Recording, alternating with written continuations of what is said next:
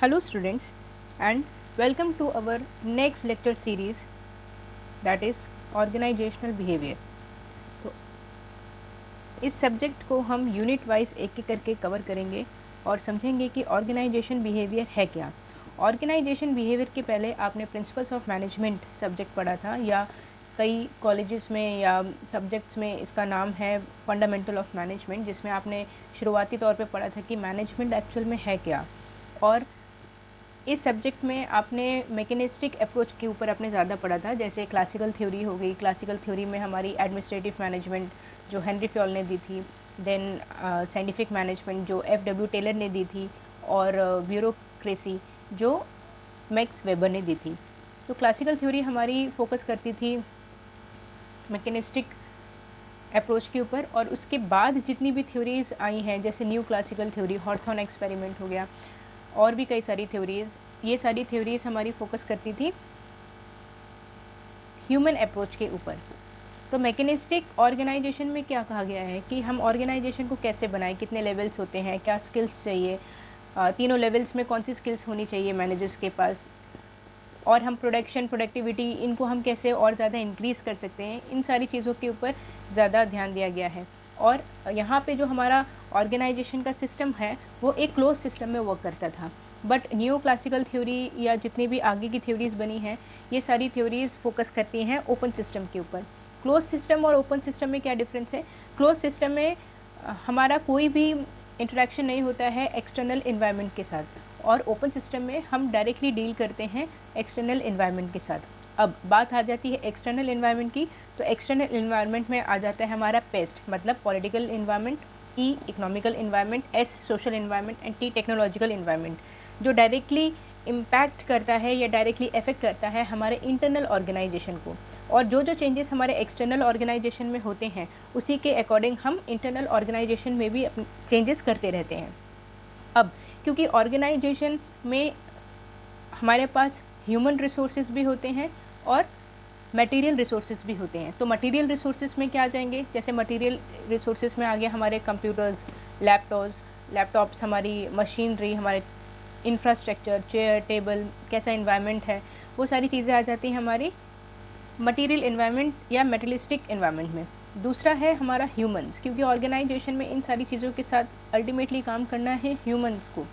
तो ह्यूमन को समझने के लिए हम ये जो नया हमारा सब्जेक्ट है ऑर्गेनाइजेशनल बिहेवियर, हमें इसको समझना पड़ेगा, क्योंकि जो ह्यूमन का नेचर है वो बहुत ही ज़्यादा डायनेमिक होता है और ये डायरेक्टली डील करता है हमारे एक्सटर्नल इन्वायरमेंट के साथ।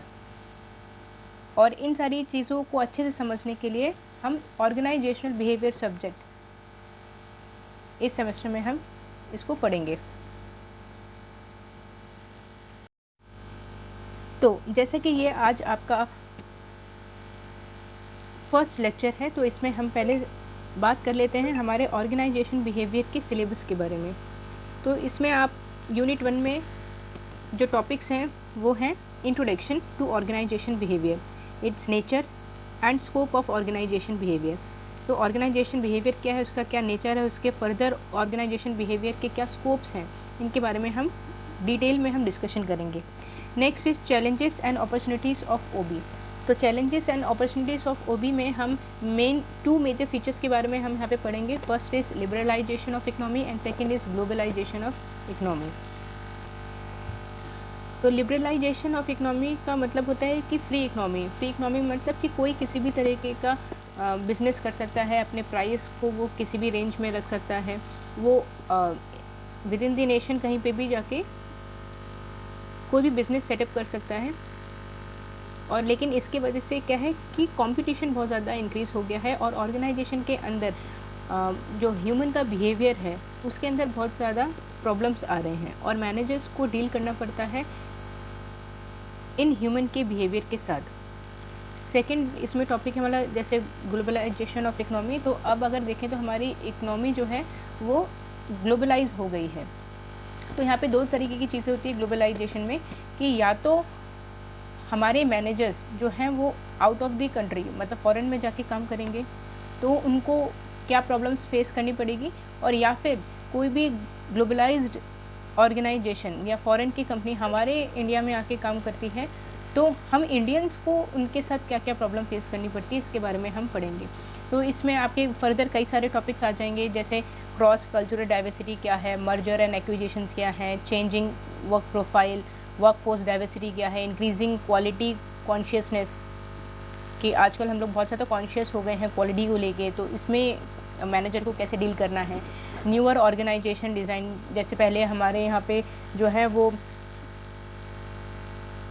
टॉल स्ट्रक्चर्स होते थे, अब फ्लैट स्ट्रक्चर्स की तरफ हम जा रहे हैं या हम मिक्स स्ट्रक्चर की तरफ जा रहे हैं, ये सारी चीज़ें क्या हैं। और एट द एंड इसी में हम पढ़ेंगे last ethical issue in OB, तो किस तरीके की इथिकल इश्यूज़ ऑर्गेनाइजेशन एक मैनेजर को within the organisation deal करने पड़ते हैं। फर्दर हम इसमें पढ़ेंगे ऑर्गेनाइजेशन गोल के बारे में, मॉडल्स ऑफ ओबी के बारे में, impact of global and cultural diversity on OB, तो क्या इम्पैक्ट है हमारी ग्लोबल और कल्चरल डाइवर्सिटी का हमारे ऑर्गेनाइजेशन बिहेवियर के ऊपर। यूनिट 1 के बाद जो हमारी यूनिट 2 है उसमें हम पढ़ेंगे इंडिविजुअल बिहेवियर के बारे में, क्योंकि ऑर्गेनाइजेशन में कई सारे ह्यूमंस काम करते हैं, बट हर एक ह्यूमन को मैनेजर को इंडिविजुअल लेवल पे जाके समझना पड़ता है, और उनको समझने के बाद उनकी पर्सनैलिटी क्या है, क्या उनका परसेप्शन है, किस तरह हम उसको मोटिवेट कर सकते हैं, उसकी लर्निंग कैपेसिटी क्या है, कितना वो लर्न कर सकता है, कितना वो इम्प्लीमेंट कर सकता है, और किस तरह किस वेज़ में हम उसको मोटिवेट कर सकते हैं। ये जो यूनिट 2 है हमारी इसी के ऊपर बेस्ड है। तो यहाँ पे हम फोकस करेंगे ऑर्गेनाइजेशन में हर एक इंडिविजुअल के ऊपर। तो इसमें आ जाता है हमारा पहला टॉपिक इंडिविजुअल बिहेवियर। तो इंडिविजुअल बिहेवियर में हम प्रोसेस ऑफ बिहेवियर के बारे में पढ़ेंगे, जिसमें हम 3 मॉडल्स के बारे में पढ़ेंगे, SR model, SOR model and SOB model. ये सारे मॉडल्स हम डिस्कस करेंगे जैसे जैसे हम आगे बढ़ते जाएंगे। फिर इसी में आ जाता है कि कौन से ऐसे फैक्टर्स हैं जो इंडिविजुअल बिहेवियर को अफेक्ट करते हैं, जिसमें आ जाता है हमारा psychological factor, socio psychological factor, और इंडिविजुअल वेरिएबल्स के बारे में हम पढ़ेंगे, सिचुएशनल वेरिएबल्स के बारे में पढ़ेंगे। तो सिचुएशनल वेरिएबल्स में आ जाएंगे जैसे ऑर्गेनाइजेशनल बिहेवियर कौन कौन से होते हैं, जॉब वेरिएबल्स कौन कौन से होते हैं, और इंडिविजुअल वेरिएबल्स में आ जाएंगे जैसे साइकोलॉजिकल वेरिएबल्स क्या हैं और सोशो साइकोलॉजिकल वेरिएबल्स क्या हैं। तो इंडिविजुअल बिहेवियर के बाद नेक्स्ट हमारा टॉपिक है यहाँ पे पर्सनैलिटी। तो पर्सनैलिटी क्या है, हर एक इंडिविजुअल की पर्सनैलिटी दूसरे इंडिविजुअल से क्यों डिफरेंट होती है, ये जो डिफरेंट पर्सनैलिटी है इसको हम कैसे समझें। तो इसमें जैसे हमारे 4 फैक्टर्स ऑफ पर्सनैलिटी है जो डायरेक्टली डील करते हैं एक इंडिविजुअल की पर्सनैलिटी के साथ, जैसे हो जाएगा उनका फिजिकल अपीयरेंस कैसा है, उनका पर्सनैलिटी ट्रेट क्या है, उनका सेल्फ कॉन्सेप्ट क्या है, वो अपने बारे में क्या सोचते हैं, और पर्सन्स की सिचुएशन कैसी है, वो कैसे अलग अलग सिचुएशन के साथ इंटरेक्ट करता है, डील करता है। बहुत सारा इम्पैक्ट पड़ता है हमारी पर्सनैलिटी के ऊपर, हमारी हेरिडिटी का भी, हमारे एनवायरनमेंट का भी, और कैसे सिचुएशन से हम डील कर रहे हैं। अलग अलग डिफरेंट सिचुएशंस होती हैं, उनके साथ हमें डील करनी पड़ती है, और हर एक इंडिविजुअल का रिएक्शन हर अलग अलग सिचुएशन पे अलग अलग होता है। तो नेक्स्ट इसी में आ जाता है पर्सनैलिटी में कि हमारे जो डिटर्मिनेंट्स ऑफ पर्सनैलिटी हैं वो क्या हैं। जैसे हमारे बायोलॉजिकल फैक्टर्स होते हैं, फैमिली एंड सोशल फैक्टर्स है, जिस फैमिली में हम बड़े हुए हैं और कैसी सोसाइटी में हम रह के बड़े हुए हैं, उसका भी बहुत ज़्यादा इम्पैक्ट पड़ता है हमारी पर्सनैलिटी के ऊपर। नेक्स्ट आ जाता है हमारा कल्चरल फैक्टर, ठीक है, किस कल्चर में हम रहते हैं, कैसी ट्रेनिंग हमें दी गई है, उसका भी इम्पैक्ट पड़ता है हमारी पर्सनैलिटी के ऊपर। एंड इसी में हमारा जो 4th डिटर्मिनेंट है वो हो जाएगा सिचुएशनल फैक्टर। सिचुएशनल फैक्टर मतलब कि किस तरीके की सिचुएशन से हम डील कर रहे हैं, और उन सिचुएशन पे इंडिविजुअल का बिहेवियर एक दूसरे से कितना अलग होता है, कैसे वो किस तरीके से उन सिचुएशन से वो एक्चुअल में डील कर रहा है, इनके बारे में हम पढ़ेंगे।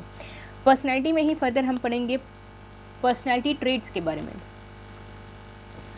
तो पर्सनैलिटी ट्रेड में जो मोस्ट इम्पॉर्टेंट थ्योरी है फर्स्ट वो है बिग 5 पर्सनैलिटी ट्रेड, इसको हम डिटेल में समझेंगे। नेक्स्ट है अदर पर्सनैलिटी ट्रेड्स, तो अदर पर्सनैलिटी ट्रेड्स में आ जाएंगे हमारे जैसे लोकस ऑफ कंट्रोल, इंटरनल्स क्या है, एक्सटर्नल्स क्या हैं, ठीक है, मैकविलिज्म क्या है, हाई मैक लो मैक इसमें क्या होते हैं, रिस्क टेकिंग पर्सनैलिटी क्या है।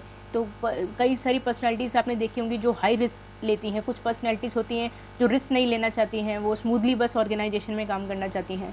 इसी के बाद हम पढ़ेंगे सेल्फ स्टीम के बारे में। सेल्फ स्टीम मतलब कि एक इंडिविजुअल अपने बारे में कैसा सोचता है, उसकी क्या लाइक्स हैं, क्या डिसलाइक्स हैं, उसके बारे में। इसके बाद हम पढ़ेंगे सेल्फ मॉनिटरिंग के बारे में। तो कुछ लोग होते हैं जिनके अंदर हाई सेल्फ मॉनिटरिंग पावर होती है, वो अलग अलग सिचुएशन में, एक्सटर्नल सिचुएशन के साथ बहुत आसानी से डील कर लेते हैं। और कुछ लोग होते हैं जिनके अंदर लो सेल्फ मॉनिटरिंग पावर होती है, वो अलग अलग सिचुएशन से बहुत आसानी से डील नहीं कर पाते और छोटी छोटी चीज़ों में वो डिसअपॉइंटेड हो जाते हैं। और इसी में हम आगे पढ़ेंगे प्रोएक्टिविटी के बारे में। तो कई बिहेवियर आपने देखा हो जो प्रोएक्टिव होता है, तुरंत एक्शन ले लेता है, और कुछ होते हैं जो रिएक्टिव होते हैं, मतलब चीज़ों को चेंज होने के बाद वो अपने आप को चेंज करते हैं। तो हमें रिएक्टिव होना चाहिए या हमें प्रोएक्टिव होना चाहिए, ये हम इसके बारे में भी हम आगे डिस्कस करेंगे। और लास्ट हम अदर पर्सनैलिटी ट्रेट्स में पढ़ेंगे type A personality and type B personality के बारे में। पर्सनैलिटी के बाद नेक्स्ट हमारा जो टॉपिक है वो है हमारा परसेप्शन। तो परसेप्शन में हम पढ़ेंगे, परसेप्शन मतलब कि हम अलग अलग सिचुएशन को हम किस तरह से डील कर रहे हैं और उन सिचुएशन को हम किस तरह से देख रहे हैं। तो इसमें हम पढ़ेंगे concept of perception, basic features of perception, और दो तरीके के परसेप्शन होते हैं जो स्टिमुलाई के ऊपर बेस्ड होते हैं, जैसे इंटरनल परसेप्शन क्या है, एक्सटर्नल परसेप्शन क्या है, इम्पॉर्टेंस क्या है हमारी परसेप्शन का, और क्या रोल होता है परसेप्शन का हर एक इंडिविजुअल की डिसीजन मेकिंग में। इसी में हम पढ़ेंगे एट्रीब्यूशन थ्योरी के बारे में। ये थ्योरी भी मोस्ट इम्पॉर्टेंट थ्योरी है, और क्या टेक्निक्स हर एक इंडिविजुअल यूज़ करता है दूसरे को जज करने में। जैसे इसमें कई सारी टेक्निक्स के बारे में आप पढ़ोगे, जैसे हो गया हेलो इफेक्ट, हॉर्न इफेक्ट क्या है, कॉन्ट्रास्ट इफेक्ट क्या है, स्टीरियोटाइपिंग क्या है, प्रोजेक्शन क्या है, फर्स्ट इम्प्रेशन क्या है, कैसे फॉर्म होता है हमारा फर्स्ट इम्प्रेशन, और परसेप्शन ऑर्गेनाइजेशन में हम इसका एप्लीकेशन कहाँ करते हैं, किसके ऊपर हम यूज़ करते हैं, इन थ्योरीज़ को हम कैसे इम्प्लीमेंट करेंगे, उसके बारे में हम आगे पढ़ेंगे। इसके बाद हम पढ़ेंगे इंडिविजुअल डिसीजन मेकिंग के बारे में। तो डिसीजन मेकिंग कैसे बनता है ना, डिसीजन मेकिंग के अलग अलग एस्पेक्ट्स क्या हैं। तो टोटल 3 एस्पेक्ट्स के बारे में हम पढ़ेंगे, कॉग्निशन, कनेक्शन एंड अफेक्शन के बारे में। टाइप्स ऑफ डिसीजन के बारे में पढ़ेंगे, जिसमें आ जाएगा हमारा programmed and non program decision, strategic and tactical decision. Decision making process most important, decision making process के बारे में हम पढ़ेंगे कि किस तरह हम स्पेसिफिक ऑब्जेक्टिव्स को हम एनालाइज करते हैं, किस तरह हम प्रॉब्लम को हम आइडेंटिफाई करते हैं, किस तरह हम अल्टरनेटिव्स को सर्च करते हैं, इवैल्यूएट करते हैं हर एक अल्टरनेटिव को, और जो बेस्ट अल्टरनेटिव है उसको हम किस तरह हम उसको चूज़ करेंगे, किस तरह उन बेस्ट अल्टरनेटिव्स को हम एक्शन में लेके आएंगे, उसका रिज़ल्ट जो हमें मिलेगा उस रिज़ल्ट का हम क्या करेंगे, हमारा फीडबैक का प्रोसेस क्या होगा, इन सब के बारे में भी हम यहाँ पे डिस्कशन करेंगे। इसके बाद नेक्स्ट मोस्ट इम्पॉर्टेंट टॉपिक जो है वो आ जाता है हमारा लर्निंग। तो लर्निंग क्या है, लर्निंग एक रिलेटिवली परमानेंट चेंज हमारे बिहेवियर में जो हमारी एक्सपीरियंस के साथ आता है। तो अगर आप देखें, जब आप 5 साल के बच्चे थे तब आपका बिहेवियर कैसा था, फिर जब आप 5th क्लास में थे तब आपका बिहेवियर कैसा हुआ, जब आप 10th में आए, फिर जब आप 12th में आए, और अब जब आप ग्रेजुएशन कर रहे हैं तो अब आपका जो बिहेवियर है वो काफ़ी ज़्यादा चेंज होगा। तो ये जो बिहेवियर में चेंज आया है वो कैसे आया है, ये लर्निंग की वजह से आया है। तो लर्निंग की भी कई सारी थ्योरीज हैं जिनके बारे में आप पढ़ोगे, जैसे classical conditioning theory, operant conditioning theory, फिर लॉ ऑफ इफेक्ट क्या है, social learning theory, factors affecting learning जिसमें आप पढ़ोगे motivation, mental set, nature of learning material, practices, environment, इन सब के बारे में आप आगे पढ़ेंगे। इसके बाद नेक्स्ट टॉपिक हमारा आ जाता है मोटिवेशन। तो मोटिवेशन में आप मोस्ट इम्पॉर्टेंट 4 थ्योरीज़ आप पढ़ोगे, जिनमें से एक थ्योरी हर साल एग्ज़ाम में आती ही है, जिसमें पहली थ्योरी हमारी मैस्लोस थ्योरी, दूसरी है हर्ट्ज़बर्ग थ्योरी, तीसरी है McGregor theory, and 4th theory is Alderfer theory. फिर इन थ्योरीज़ के बाद आप पढ़ेंगे ब्रूम्स एक्सपेक्टेंसी थ्योरी, जिसको हम VIE थ्योरी बोलते हैं। VIE का जो फुल फॉर्म है वो है वैलियंस ऑफ रिवॉर्ड, इंस्ट्रूमेंटलिटी एंड एक्सपेक्टेंसी। ठीक है, तो एक्सपेक्टेंसी का मतलब क्या है कि हम अगर कोई भी एफर्ट कर रहे हैं ऑर्गेनाइजेशन में तो हम कुछ ना कुछ एक्सपेक्ट करते हैं उस एफर्ट्स की जगह। तो हम एफर्ट्स कर रहे हैं मतलब कोई ना कोई हम परफॉर्मेंस देंगे, तो जो भी हमने परफॉर्म किया है उसकी कुछ ना कुछ वैल्यू होगी, वो है इंस्ट्रूमेंटलिटी।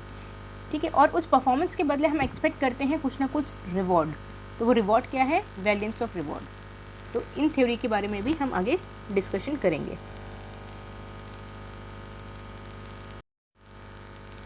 नेक्स्ट जो मोस्ट इम्पॉर्टेंट यूनिट है, यूनिट 3 बिहेवियरल डायनेमिक्स, और इस यूनिट में से भी कई सारे क्वेश्चंस बनते हैं और एग्जाम में आते हैं। तो बिहेवियरल डायनेमिक्स में हम सबसे पहले पढ़ेंगे इंटरपर्सनल बिहेवियर के बारे में। इंटरपर्सनल बिहेवियर मतलब कि हम जब ऑर्गेनाइजेशन पे काम करते हैं तो हमारा कैसा रिलेशनशिप है हमारे दूसरे सबऑर्डिनेट के साथ या सेम लेवल पे काम करने वाले इंडिविजुअल के साथ। तो ये जो रिलेशनशिप है ये कोऑपरेटिव भी हो सकता है या कॉन्फ्लिक्टिंग भी हो सकता है। कोऑपरेटिव तब होता है जब दोनों के एम्स एक हैं, और कॉन्फ्लिक्टिंग तब होता है जब दोनों के एम्स यहाँ पे डिफरेंट हो जाते हैं। तो इन बिहेवियर के बारे में भी हम पढ़ेंगे। नेक्स्ट है हमारा कम्युनिकेशन।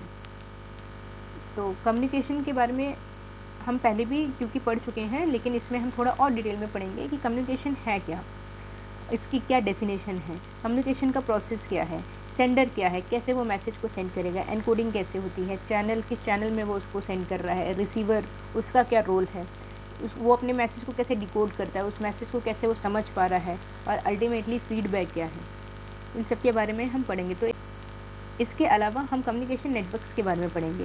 कम्युनिकेशन नेटवर्क्स में आ जाएंगे जैसे chain network, circular network, wheel network, free flow network, ये सारे नेटवर्क्स हैं क्या। फॉर्मल और इनफॉर्मल चैनल्स ऑफ कम्युनिकेशन क्या है। फॉर्मल चैनल में जैसे डाउनवर्ड कम्युनिकेशन हो गया, अपवर्ड कम्युनिकेशन हो गया, हॉरिजॉन्टल कम्युनिकेशन हो गया, उसकी क्या कैरेक्टरिस्टिक्स हैं। और इनफॉर्मल कम्युनिकेशन में हो जाएगा जैसे सिंगल स्ट्रैंड कम्युनिकेशन क्या है, गॉसिप चेन्स क्या होती हैं, प्रोबेबिलिटी कम्युनिकेशन क्या है, क्लस्टर चेन्स क्या है, इनके बारे में हम पढ़ेंगे। फर्दर इसी में हम पढ़ेंगे कि verbal and non verbal communications क्या होती हैं। ठीक है, वर्बल कम्युनिकेशन में आ जाएंगी जैसे हमारी ओरल कम्युनिकेशन क्या है ना, और मैकेनिकल डिवाइस के थ्रू जो हम कम्युनिकेशन कर रहे हैं। और नॉन वर्बल में हमारे आ जाएंगे जेस्चर्स। इसी में हम फर्दर पढ़ेंगे ट्रांजैक्शनल एनालिसिस के बारे में। ये बहुत ही इंटरेस्टिंग टॉपिक है ट्रांजैक्शनल एनालिसिस, क्योंकि इसमें आप लोग खुद को रिलेट करके देखोगे अपने आप को अलग अलग सिचुएशन पे। तो ट्रांजैक्शनल एनालिसिस में हम एक मॉडल यहाँ पे पढ़ेंगे, और ये मॉडल भी काफ़ी ज़्यादा इंटरेस्टिंग है। इसको आप डायरेक्टली अप्लाई कर सकते हो अपने लाइफ के ऊपर भी, और इवन अपने फ्रेंड्स के ऊपर भी। तो ये थोड़ा इंटरेस्टिंग टॉपिक होने वाला है। इसी में पढ़ेंगे ईगो स्टेट्स क्या होते हैं, जैसे parent ego, adult ego, child ego, ये सब क्या है। एंड फर्दर इसमें आप पढ़ोगे टाइप्स ऑफ ट्रांजैक्शनल एनालिसिस, जिसमें आ जाएंगे कॉम्प्लीमेंट्री ट्रांजैक्शन, नॉन कॉम्प्लीमेंट्री और क्रॉस ट्रांजैक्शन, अल्टीरियर ट्रांजैक्शंस क्या होते हैं, एंड गैलोज ट्रांजैक्शन क्या होते हैं। फर्दर नेक्स्ट इसमें टॉपिक है हमारा लीडरशिप। तो लीडरशिप के बारे में आप पहले भी पढ़ चुके हो कि ये एक हमारा लीडरशिप क्या है, एक प्रोसेस है जिसके थ्रू हम दूसरे के बिहेवियर को हम इन्फ्लुएंस करते हैं। ठीक है, हम उनको फोर्स नहीं करते, हम उनको इन्फ्लुएंस करते हैं कि वो फुल एंथुजियाज्म के साथ वो ऑर्गेनाइजेशन के ऑब्जेक्टिव्स को वो फुलफिल करें। तो इसमें आप पढ़ोगे फॉर्मल लीडरशिप क्या है, इनफॉर्मल लीडरशिप क्या है, क्या डिफरेंस है लीडरशिप और मैनेजमेंट में, फंक्शंस ऑफ लीडरशिप्स क्या है, लीडरशिप स्टाइल्स के बारे में आप पढ़ोगे जैसे डायरेक्टिव या ऑटोक्रेटिक स्टाइल, सपोर्टिव स्टाइल क्या है, पार्टिसिपेटिव और डेमोक्रेटिक स्टाइल्स क्या हैं, अचीवमेंट ओरिएंटेड या लेज़र-फेयर स्टाइल्स क्या हैं, इनका एप्लीकेशन क्या है, कौन सी सिचुएशन पे ये सारी स्टाइल्स जो हैं वो सूटेबल हैं, इनके बारे में आप पढ़ोगे। And at the end leadership में आप पढ़ोगे nature and characteristics of leader. Leadership की कुछ थ्योरीज के बारे में भी आप पढ़ोगे, जैसे ट्रेट थ्योरी ऑफ लीडरशिप क्या है, बिहेवियरल थ्योरी ऑफ लीडरशिप क्या है, सिचुएशनल थ्योरी ऑफ लीडरशिप क्या है। तो आप लीडरशिप को बहुत ही डिटेल में पढ़ने वाले हैं। इसी में आपका आ जाता है मैनेजरियल ग्रिड। तो एक ये बहुत ही इंटरेस्टिंग ग्रिड है, इसको भी आप अपनी लाइफ में इम्प्लीमेंट कर सकते हैं। तो इस ग्रिड के बारे में भी हम इन डिटेल डिस्कस करेंगे इस यूनिट में। नेक्स्ट है हमारे यूनिट 4 ग्रुप बिहेवियर। तो इसमें आप पढ़ोगे ग्रुप्स क्या हैं, ग्रुप्स के नॉर्म्स क्या होते हैं, कैसे ग्रुप्स फॉर्म होते हैं, ग्रुप की डेफिनेशन क्या है, कैसे हमने ग्रुप्स को अलग अलग कैटेगरी में हमने क्लासीफाई किया है, कितने तरीके के ग्रुप स्ट्रक्चर्स होते हैं, ग्रुप डिसीजन मेकिंग क्या है, टीम क्या है, ग्रुप क्या है, टीम और ग्रुप में क्या मेन डिफरेंस है, क्या क्या कंटेम्प्रेरी इश्यूज़ आती हैं इन टीम्स को और इन ग्रुप्स को मैनेज करने में, inter group problem in organisation क्या है, ग्रुप डायनेमिक्स क्या है, और जो भी कॉन्फ्लिक्ट्स हमारे ऑर्गेनाइजेशन में विद इन द ऑर्गेनाइजेशन या ग्रुप में क्रिएट होते हैं, इन कॉन्फ्लिक्ट्स को आप कैसे मैनेज करोगे। तो कॉन्फ्लिक्ट क्यों होते हैं और क्यों हमें इसको मैनेज करना पड़ता है, इसका मेन एम क्या है, और ऐसी कौन सी सिचुएशन है जहाँ पे हम इन कॉन्फ्लिक्ट्स को अवॉइड करते हैं, कौन सी ऐसी सिचुएशन है जहाँ पे हम इन कॉन्फ्लिक्ट्स को हम अवॉइड नहीं कर सकते हैं, क्योंकि इन फ्यूचर जाके यही कॉन्फ्लिक्ट जो है वो बड़ी मेजर प्रॉब्लम्स क्रिएट कर सकती हैं ऑर्गेनाइजेशन के लिए। And at the end unit 5 है आपका मैनेजमेंट ऑफ चेंज के ऊपर। तो चेंज क्या है, ऑर्गेनाइजेशनल चेंज क्या है, ऑर्गेनाइजेशनल डेवलपमेंट क्या है, रेजिस्टेंस टू चेंज क्या है, कुछ थ्योरीज हैं चेंज के ऊपर या मैनेजमेंट ऑफ चेंज के ऊपर जिनको हम इन डिटेल पढ़ेंगे, कैसे हम ऑर्गेनाइजेशन में हम चेंज लेके आते हैं, क्योंकि ऑर्गेनाइजेशन में चेंजेस को लेके आना भी बहुत ज़रूरी होता है अगर हम फर्दर उसको डेवलप करना चाहते हैं तो। और जब भी हम चेंज को इम्प्लीमेंट करते हैं अपने ऑर्गेनाइजेशन में तो रेजिस्टेंस टू चेंज ये अपने आप आ जाता है। कुछ एम्प्लॉयज़ होते हैं जो इन चेंजेस को सपोर्ट करते हैं, कुछ एम्प्लॉयज़ होते हैं जो इन चेंजेस को रेजिस्ट करते हैं। तो हम कैसे डील करते हैं इन एम्प्लॉयज़ के साथ, कैसे हम चेंज को इम्प्लीमेंट करवाते हैं, कर्ट लुईन मॉडल क्या है, इन सब के बारे में हम पढ़ेंगे। ऑर्गेनाइजेशनल इफेक्टिवनेस क्या है, ऑर्गेनाइजेशन कल्चर क्या है, पावर पॉलिटिक्स ये हर एक ऑर्गेनाइजेशन में होती है, ये क्या होती हैं, इनके साथ हम कैसे डील कर सकते हैं। Quality of work life, quality of work life क्या होता है, कैसे हम इस क्वालिटी ऑफ वर्क लाइफ को हम इम्प्रूव कर सकते हैं, और क्या रिसेंट एडवांसेस हैं ऑर्गेनाइजेशन बिहेवियर के। इन सारे टॉपिक्स के बारे में हम इस सब्जेक्ट में हम डिस्कस करेंगे और एक एक करके हम सारी यूनिट्स को यहाँ पे कवर करते जाएंगे। तो टोटल आपके बीबीए में 5 यूनिट्स हैं और यहाँ पे पाँचों यूनिट बहुत ज़्यादा इंपॉर्टेंट भी है। और कोशिश करना कि इस सब्जेक्ट को आप ऐसे समझें कि इन फ्यूचर आपको इसको अप्लाई भी करना है। तो केवल मगअप मत करिए इस सब्जेक्ट को, केवल रटिए मत चीज़ों को, आप केवल थ्योरीज़ को समझिए और जो भी आपने समझा है उसको आप अप्लाई बहुत आसानी से कर पाओगे, क्योंकि क्वेश्चंस भी इस सब्जेक्ट में थोड़े घुमा फिरा के आते हैं। चाहे हम एमसीक्यूज़ की बात करें और चाहे हम क्वेश्चंस की बात करें, क्वेश्चन थोड़े घुमा के पूछे जाते हैं। तो आपको वहाँ पे जज करना पड़ता है कि पर्टिकुलर सिचुएशन में कौन सी थ्योरी लगेगी, उसी थ्योरी को आपको एक्सप्लेन करना पड़ता है। तो किस तरह हम क्वेश्चंस करेंगे, क्या हमारी अप्रोच होनी चाहिए, इन सारी चीज़ों को हम डिस्कस करेंगे इस सब्जेक्ट में। Okay class, thank you, this is all for today. कल से हम स्टार्ट करेंगे unit 1 introduction to organisational behaviour के साथ। Thank you class and have a nice day.